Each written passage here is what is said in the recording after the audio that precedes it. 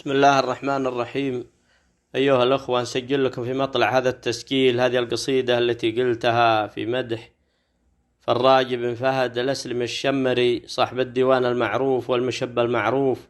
وأبو أحمد غني عن التعريف وغني عن ما نقوله، ولكن من ما بالصدر من القدر قلنا هذه الأبيات إهداء له. وقول: قال الذي يقطف من الشعر ما طاب،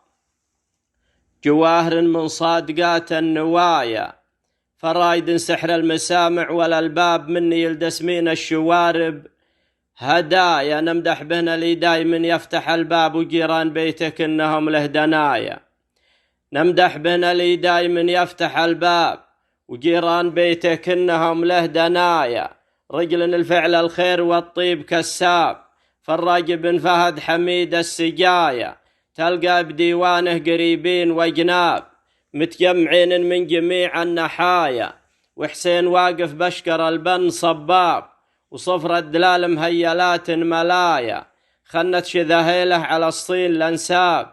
ريحه يصحي نايمات الخلايا، والعود الازرق تحت الجمر لهاب، يعج ريحه في جميع الزوايا،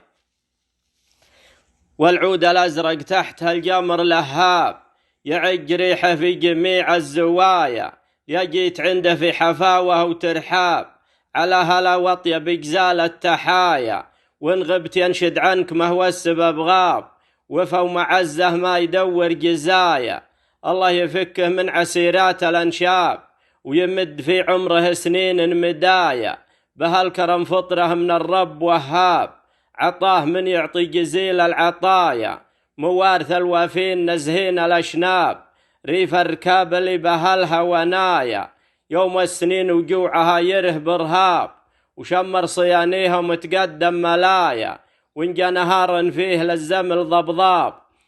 وانجا نهارا فيه للزمل ضبضاب، زبن الدخيل ومحتمين الرعايا، قولا على فعل مهوزور وكذاب، قلته وتشهد لي جميع البرايا،